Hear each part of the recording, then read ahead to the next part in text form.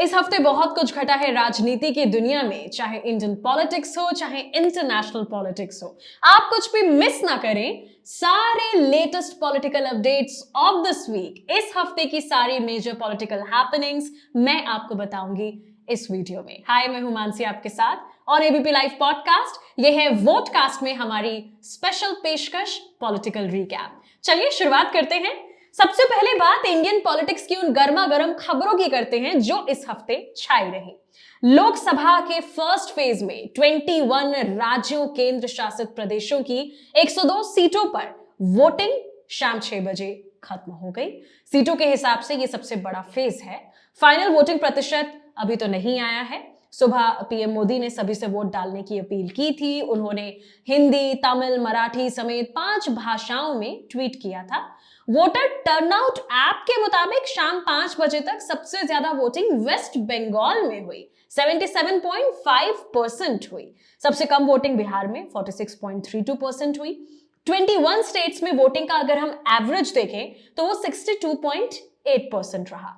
Voting के दौरान मणिपुर के बिष्णुपुर में फायरिंग हुई, बंगाल के कूच बिहार में हिंसा देखने को मिली, छत्तीसगढ़ के बीजापुर में ग्रेनेड ब्लास्ट हुआ।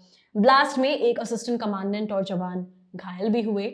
मणिपुर की 2 Lok Sabha seat, Manipur inner, Manipur outer पर भी फेज में वोटिंग हुई और हिंसा को देखते हुए आउटर सीट के कुछ हिस्सों में 26 अप्रैल को भी वोटिंग होगी। 2019 में अगर मैं आपको बताऊं, जिन 102 सीटों पर इस बार वोटिंग हुई है, उस वक्त क्या हुआ था। 2019 में इन 102 लोकसभा सीटों पर बीजेपी ने 40, डीएमके ने 24, कांग्रेस ने 15 सीटें जीती थी।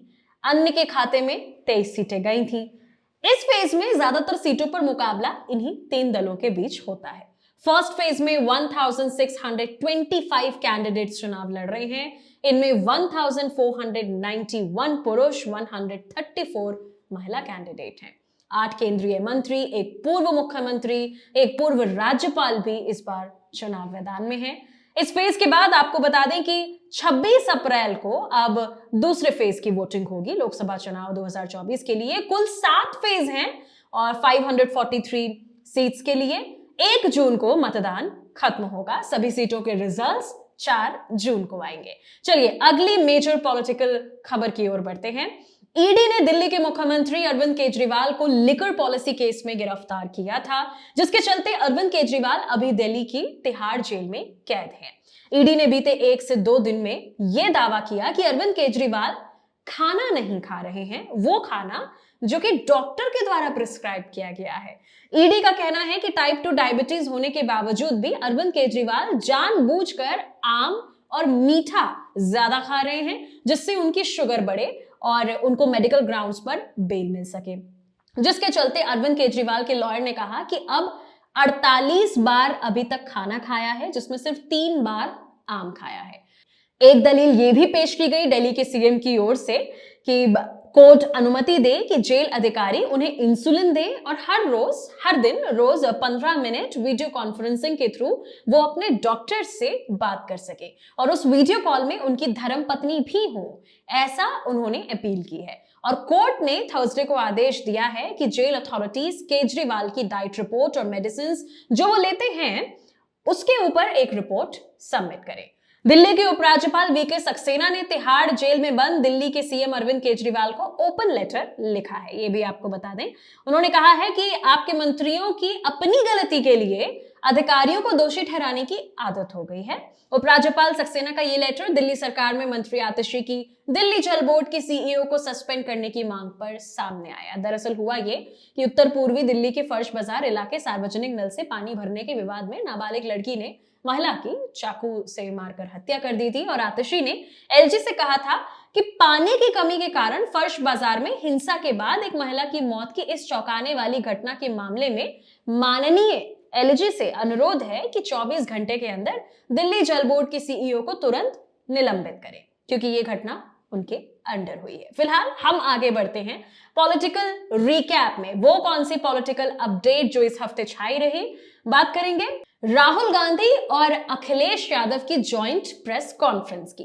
लोकसभा चुनाव के लिए उत्तर प्रदेश में 19 अप्रैल को पहले चरण के मतदान से पहले भारतीय राष्ट्रीय कांग्रेस के पूर्व राष्ट्रीय अध्यक्ष और समाजवादी पार्टी के नेता अखिलेश यादव ने यूपी के गाजियाबाद में एक प्रेस कॉन्फ्रेंस करी। ये एक जॉइंट प्रेस कॉन्फ्रेंस थी, दोनों ने साथ में करी। इस दौरान अखिलेश यादव ने यह भी बताया कि प्रेस कॉन्फ्रेंस दिल्ली की जगह आखिर गाजियाबाद में क्यों की गई। अखिलेश यादव ने कहा कि एनडीए को पीडीए हराएगा। उन्होंने कहा कि यूपी से ही आए थे, यूपी से ही जाएंगे, गाजियाबाद से गाजीपुर तक बीजेपी को हराएंगे। 7 साल बाद अखिलेश यादव के साथ प्रेस कॉन्फ्रेंस को संबोधित करते हुए गाजियाबाद में राहुल गांधी ने कहा कि यह चुनाव विचारधारा का चुनाव है, ये चुनाव लोकतंत्र और संविधान बचाने का चुनाव है। राहुल गांधी ने भाजपा पर मुद्दों से भटकाने का आरोप लगाया।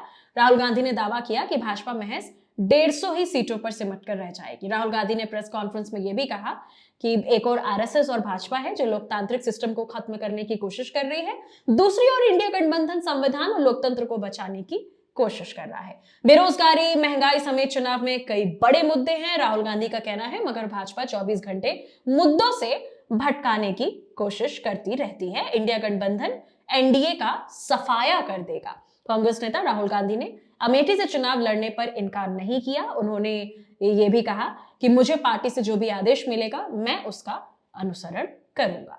चलिए आगे बढ़ते हैं अगली पॉलिटिकल अपडेट की ओर। प्रधानमंत्री नरेंद्र मोदी ने राम मंदिर, डीएमके का सनातन विरोधी मुद्दा, यूक्रेन रूस जंग, इलेक्टोरल बॉन्ड, भारत के विकास का रोड मैप जैसे कई मुद्दों पर एक इंटरव्यू में बातचीत की। मोदी जी ने यह बात न्यूज एजेंसी एएनआई को दिए एक इंटरव्यू में कही। राम मंदिर विपक्ष के लिए राजनीतिक हथियार था, ऐसा प्रधानमंत्री नरेंद्र मोदी ने कहा। अब हुआ क्या, राम मंदिर बन गया, उनके हाथ से मुद्दा निकल गया, ऐसा मोदी जी ने कहा। मोदी जी ने यह भी कहा कि ये तो सिर्फ ट्रेलर है, और जब ये प्रश्न पूछा गया कि ये तो सिर्फ ट्रेलर है का मतलब क्या है, तो इस सवाल का जवाब देते हुए पीएम मोदी ने कहा कि जब मैं कहता हूं कि मेरे मन में बहुत बड़े बड़े प्लान हैं, इससे किसी को डरने की जरूरत नहीं है। मेरे निर्णय किसी को डराने के लिए नहीं है, मेरे निर्णय किसी को दबाने के लिए नहीं है, मेरे निर्णय देश के विकास के लिए हैं, ऐसा प्रधानमंत्री मोदी ने इंटरव्यू के दौरान कहा। आगे बढ़ते हैं और आपको इंटरनेशनल पॉलिटिक्स से जुड़ी खबर बता देते हैं। इजराइल ने ईरानी हमले के 6 दिन बाद शुक्रवार को सुबह करीब 6 बजे इंडियन टाइम 6 बजे के अनुसार जवाबी कार्रवाई की है। फॉरेन मीडिया रिपोर्ट्स जो हैं वो ये कहती हैं कि इजराइल ने ईरान के परमाणु ठिकाने वाले शहर इस्फहान को निशाना बनाया। ये भी मीडिया रिपोर्ट्स कह रही हैं कि हमला ईरान के एयरबेस पर हुआ है। इसके अलावा इराक और सीरिया में भी एयर स्ट्राइक की गई है।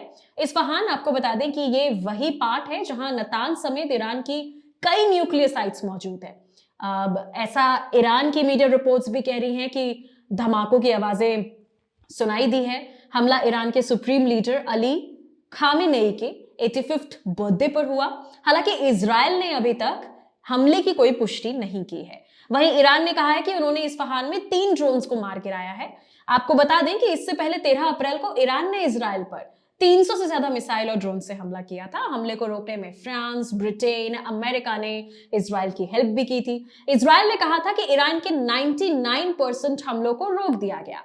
ईरान के हमले के बाद इजराइल ने बदला लेने की वार्निंग तो दी थी। इजराइल के प्रधानमंत्री बेंजामिन नेतन्याहू ने जवाबी कार्रवाई के लिए वॉर कैबिनेट की 5 बैठकें भी की थी। अब लौटकर फिर से आते हैं इंडियन पॉलिटिक्स पर, और इस हफ्ते वो कौन सी खबरें जो छाई रही इंडियन पॉलिटिक्स में, आपको बता दें कि ईवीएम के वोटों और voter verifiable paper audit trail यानी कि ईवीएम और वीवीपैट पर्चियों की 100% क्रॉस चेकिंग की मांग को लेकर सुप्रीम कोर्ट में सुनवाई हुई। जस्टिस संजीव खन्ना, जस्टिस दीपांकर दत्ता की बेंच ने एडीआर समेत अन्य वकीलों, चुनाव आयोग की 5 घंटे दलीलें सुनी। याचिकाकर्ताओं की तरफ से एडवोकेट प्रशांत भूषण, गोपाल शंकर नारायण, संजय हेगड़े पैरवी कर रहे थे। Prashant Bhushan association of democratic reforms की तरफ से पेश हुए। वहीं चुनाव आयोग की ओर से एडवोकेट मनिंदर सिंह और केंद्र की ओर से सॉलिसिटर जनरल तुषार मेहता मौजूद थे। एडवोकेट प्रशांत भूषण ने कोर्ट के सामने एक रिपोर्ट पेश की। आरोप था कि केरल में मॉक पोलिंग के दौरान भाजपा को ज्यादा वोट दिए जा रहे थे। इस पर कोर्ट ने चुनाव आयोग के वकील मनिंदर सिंह से पूछा, ये कितना सही है। सिंह ने कहा खबरें झूठी और बेबुनियाद हैं। कोर्ट ने चुनाव आयोग से पूछा क्या वोटिंग के बाद वोटर्स को वीवीपैट से निकली पर्ची नहीं दी जा सकती। इस पर चुनाव आयोग ने कहा वोटर्स को वीवीपैट स्लिप देने में बड़ा रिस्क है, इससे वोट की गोपनीयता से समझौता होगा और बूथ के बाहर इसका दुरुपयोग किया जा सकता है। इसका इस्तेमाल दूसरे लोग कैसे कर सकते हैं हम नहीं कह सकते। कोर्ट ने स्वतंत्र और निष्पक्ष चुनाव सुनिश्चित करने के लिए अपनाए गए कदमों के बारे में चुनाव आयोग के वकील से ईवीएम और वीवीपैट की पूरी प्रक्रिया समझी। साथ ही कहा कि चुनावी प्रक्रिया की पवित्रता कायम रहनी चाहिए, शक नहीं होना चाहिए कि ये होना चाहिए था या ये नहीं हुआ।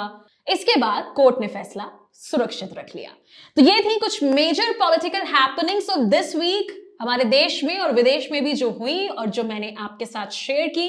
बाकी अगले हफ्ते हम फिर से मुलाकात करेंगे, पॉलिटिकल रिकैप लेकर के हाजिर हो जाऊंगी with the latest political happenings of India and around the world. Video अच्छा लगा हो इसे लाइक और शेयर करना ना भूलें। एबीपी लाइव पॉडकास्ट को सब्सक्राइब करें। मैं मानसी हूं आपके साथ।